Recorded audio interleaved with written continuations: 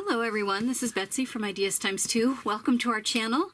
We're so glad you're here. We have all kinds of videos that we share with you, tutorials. Sometimes we have flip throughs and different things like that, but most of the time we have tutorials for you guys. We hope you are enjoying them. I hope today's video turns out right. So it's sort of a craft with me, and it's an experiment to see what we can do.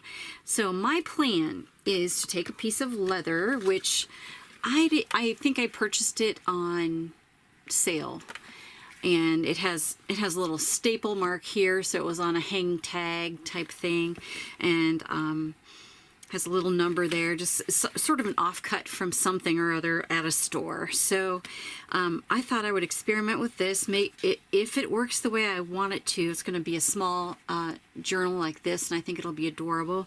But I decided to try embossing this. I know there are ways to do embossing with rolling pins and different things, but today I'm going to try my Sizzix Big Shot, which is a die cut plus embossing tool, and I have had this for a long time, and they're used, and what I use it for and what they're used for most commonly is making cards, but I still have one. I do use it occasionally, but not like I used to. So the next problem will be to figure out if this will work. So the pattern I did run this through a piece of file folder, and you can see the beautiful pattern on there. It's just like a swirly floral type thing. So that's great for that. I did punch some holes in this, so I think I got a little carried away on that, but it was just an experiment. So this is called, this is a Tim Holtz Alterations embossing folder by Sizzix, and I don't know if it's like the super deep kind. It kind of looks like it, but I wish I could tell you more about it, but I don't have the packaging for it. But it is an embossing folder, and I thought it seems a little deeper, and I thought that would be great for trying this this material, this leather material. So I'm gonna have to experiment with this a little bit to see which, because this machine, you have different panels that you put down depending on what you're doing, if you're cutting or if you're embossing. So, and then there's thin dies and thicker dies, and I don't know, there's all kinds of stuff nowadays, and I haven't kept up with it too much. But we're going to give this a try. So the important thing to know if you're going to try this, if this works, hopefully you'll try it. There are two sides to embossing folder. One is where the design is coming up off the plate, and the other opposite side is the exact mirror image, but it's debossed. It's underneath the surface.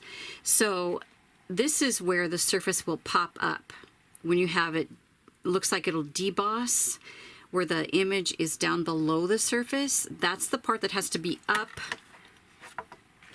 on the front side of your leather. That'll make the design pop up. If you did it the other way, then your design's gonna push down into the leather. So we're gonna give this a try. So I'm gonna actually, and this is too small. I think there's bigger embossing folders. I don't really know, but I think there is. But I just have a small one, so I'm gonna test this small piece of leather. This embossing folder, as you can see, is too small for this piece of leather. So my plan is, if this works, I can possibly move things over and line up the shapes, or if it doesn't work out, I can just trim this off and make a smaller journal. So we're gonna find out. I also should note that this side is smaller than the other side, and so I'm going to line up my leather with the smaller edge. Okay, so once again, the debossed side is going to be the top, and I'm going to put my staple marks here off the edge, just in case that's the part I cut off. I don't want to put the stapled edge here, because that should turn out okay. I hope. So this is thick, so I'm going to put it just a little ways away from the fold, and I lined it up with the smaller edge there. Okay, let's give this a try.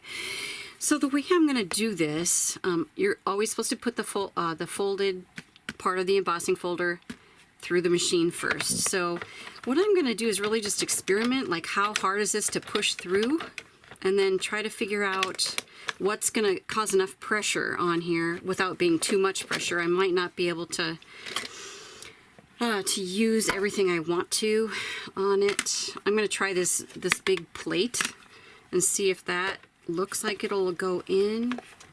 It does actually, and I feel like it's going to have enough pressure. So let's run this through and see what happens. Whoops, pushing it the wrong way. Okay, there's not much pressure after all. There's a little bit of pressure though. So I'm going to try adding, I don't think I can add a whole nother plate, but I think, I'm sorry, I don't have a lot of room here on my desk. I think if I possibly, okay, this plate has a couple more, like, what do you call them? Little layers that you can put on, and they're not super thick, so I'm gonna see if I can put those layers on. Two of them might be a little too much. Let's see if this will actually go through.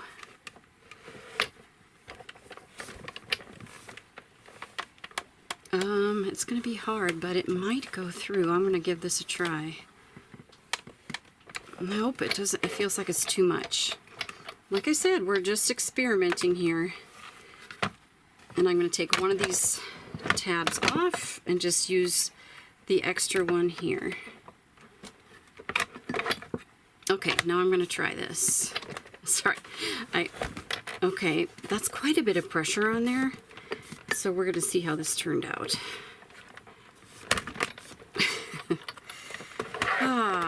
All right. Now I'm very curious how this turned out.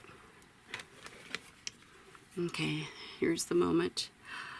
Oh my goodness, look at that. It's so beautiful. I love it.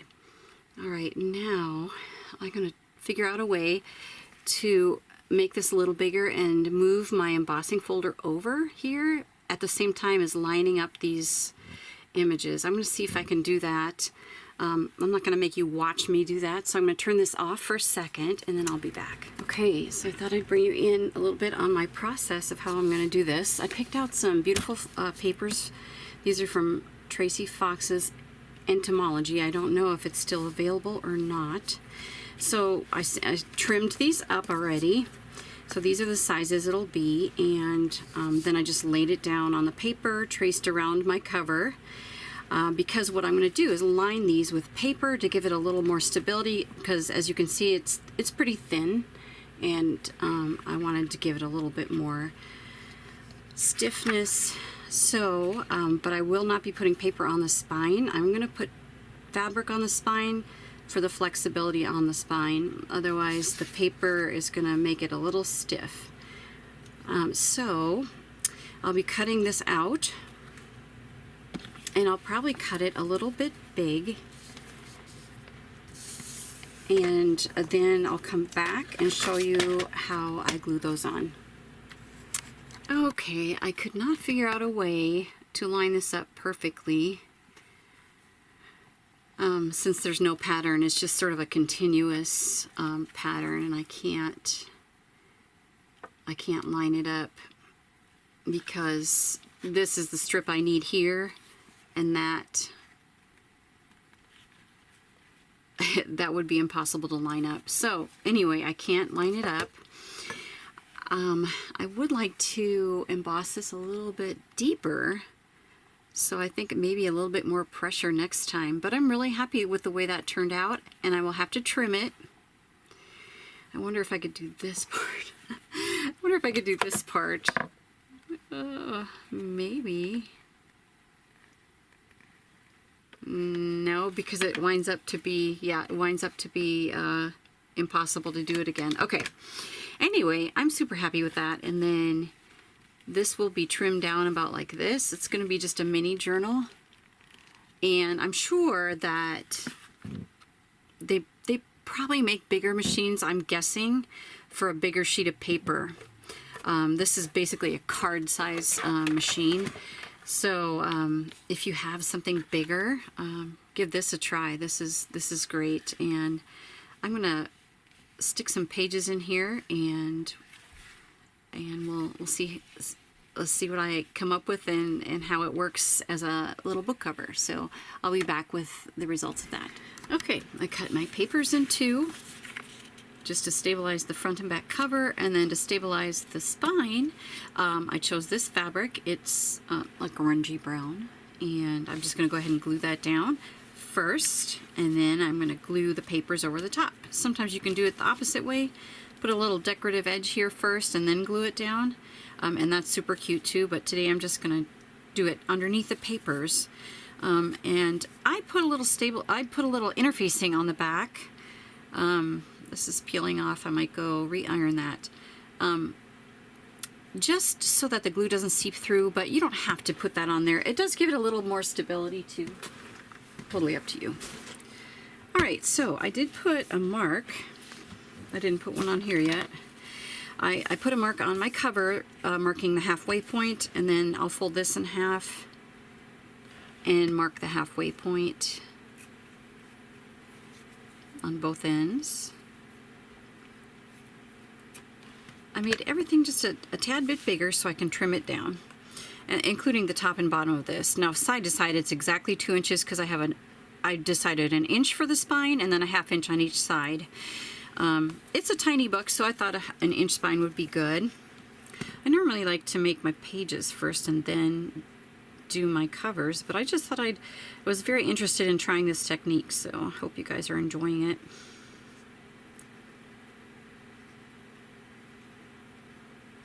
So give that a good glue. Should be nice and flat. We'll burnish it down a little bit too. All right, so actually I'm gonna smooth it out with my finger.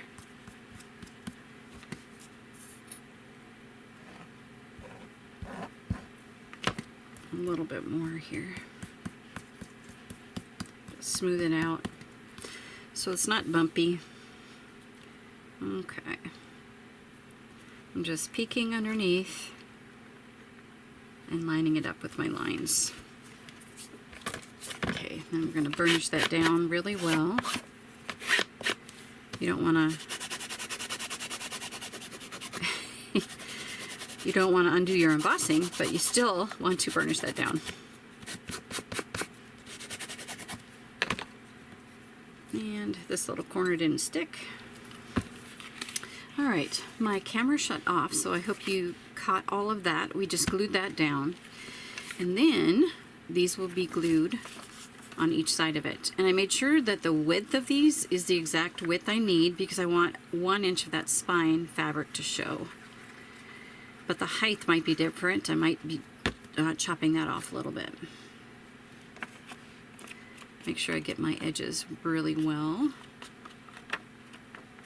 There we go. I chose this beautiful bee pattern. Since most of it will probably be covered up by a pocket, but I think this bee will show for sure, so otherwise it's a shame. It's a shame to cover up those beautiful images.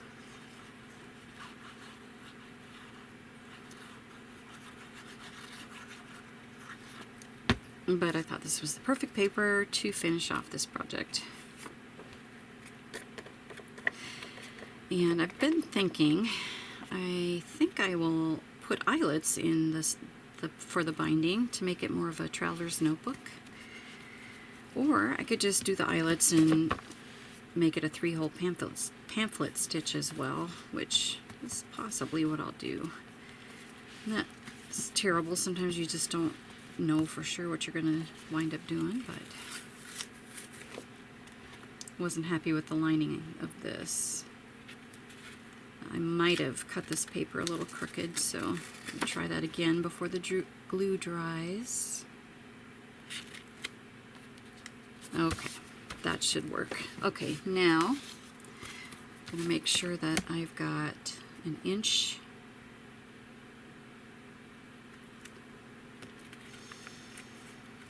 Which I don't have. It's a little off, so I think I'm going to have to cut a new piece of paper.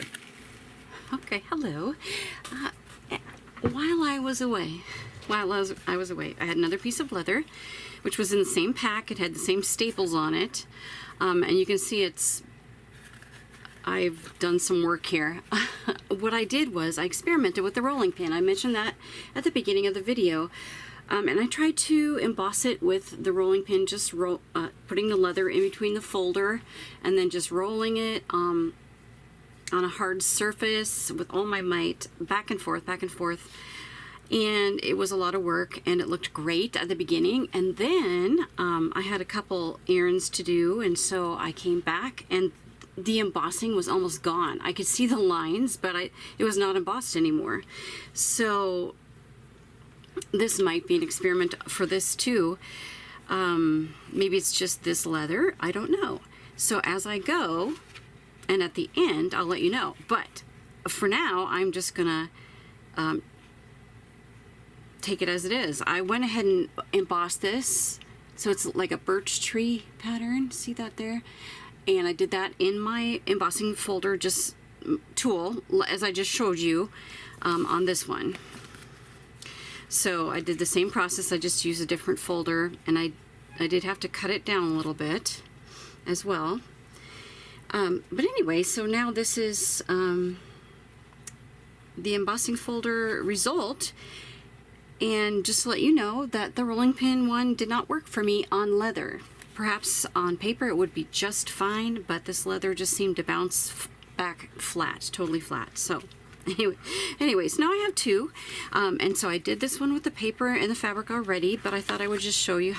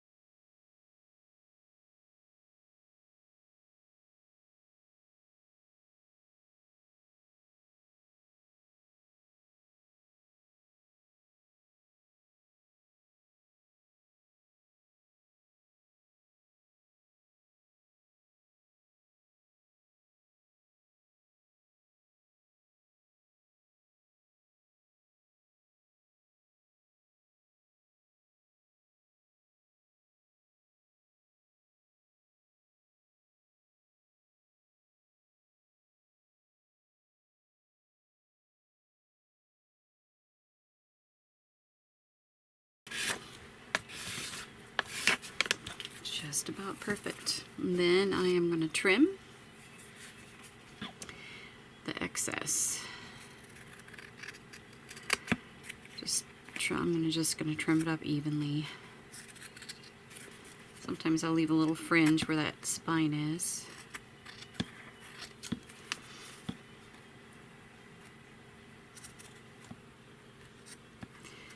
And then the next step would be I'm going to do a couple things. I'm going to sew around the edge. So I'll be back with that. And then I also, what I did with this one is to round the corners just a tiny bit. And it's better to wait until you put the paper behind. It just makes it a little easier to punch. Makes it firmer. So I'm just going to use the smallest setting. Make sure. Now the glue is still wet a little bit, so yeah, it worked there. So hopefully it'll work on all four corners. Sometimes if it's glued, it's still a little too soft to do this. But getting impatient.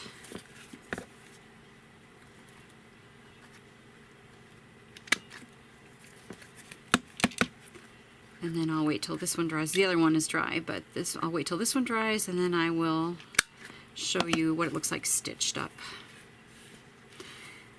I mean, maybe it's my imagination. This almost looks like it's not embossed as much. I don't know though. We'll see. We'll see. Time will tell on that. All right. I'm gonna stitch these up. All right, all stitched. Just stitched right around the edge. No, I didn't have a special needle or presser foot or anything. It just stitched right up. And then for the binding, I did decide on two signatures, and I just went ahead and put eyelets for the holes. So it does have a traveler's notebook look to it, but it's just the signatures are sewn directly into the eyelets. So I made a little template, punched my holes, put in the eyelets, and then I used this same template to punch the holes in the paper so that they lined up perfectly. And I did the same thing with the cover that I don't have done yet, but this one is almost done. So let me show you what I did besides the eyelet binding. I did sew a wooden button on there, and then I did put an eyelet on the back and just have some string here. It's almost like a cross between a string and a twine, but I just put that on there. Put a knot, 3 beads, another knot, and I knotted the key on it so that the closure is a button and string closure, just wraps around like that. And it'll look like that. So lots of different closures you could do with that. To reinforce the button and to cover up the strings, I did put a little dot of the paper and glued it right on, and it does reinforce it. It kind of, you know, keeps that string attached to the cover, but it's also covering up the, you know, the not so pretty side of the button stitching. All right, so I'd like to put a pocket here and a pocket here, and maybe just a few decorative pages in here. Well, I mean, I've put decorative pages in here. I'm just saying, like stenciling or you know, little snippet, maybe a couple pockets. Nothing too major, but that's basically done. And I do love the way it turned out, and the embossing has stayed on there really well. So let's do that back up. And then this one, I didn't finish with the pages yet, but it's very, very similar. It's going to be a little bit different size. The birch tree folder was bigger, so I didn't have to cut it down quite as much. And it stayed. Let me show you. I was so worried about it unembossing itself, but it stayed. I do feel like it's not quite as deep as it was, but it's still got a nice pattern on it, and I'm happy with that. So so anyway, that's the way this one is, but they're exactly the same. I might, you know, decide to put a different closure or keep the same little button. You could even, if you don't want to mess with, you know, another eyelet or different things like that, you could just literally tie some twine, or you could tie, I've got like a fake leather sort of cord. You could do something like that. So really versatile in the way you want to finish it up. So I'm so excited. I think it turned out really cute. I hope you like this. I hope you give it a try. We do have a Facebook group. All right, so that is it for today. Just a fun way, maybe slightly different than you're used to, of making a little journal. So I know there are leather scraps at hobby stores, and perhaps you have something that you've purchased that you don't use anymore. You could use the leather from that. Take a trip to a thrift store and see what you could find there for leather. It's fun to work with, and I think Cindy's made, I don't know if I have, but I know Cindy's made a journal out of leather that came from a garment. So all kinds of possibilities with that, and this is just another way to use up some scraps. So thank you for joining me today, everyone. I hope you give this a try. We do have a Facebook group. We would love to see your projects there, no matter if it's this project or a different one. We would love to see your projects there. And we have an Etsy shop, and please subscribe to our YouTube channel so you catch all of our content, and be sure to give us a thumbs up. I would appreciate it so much. Thank you, everybody. Take care, and we'll catch you in the next video. Goodbye.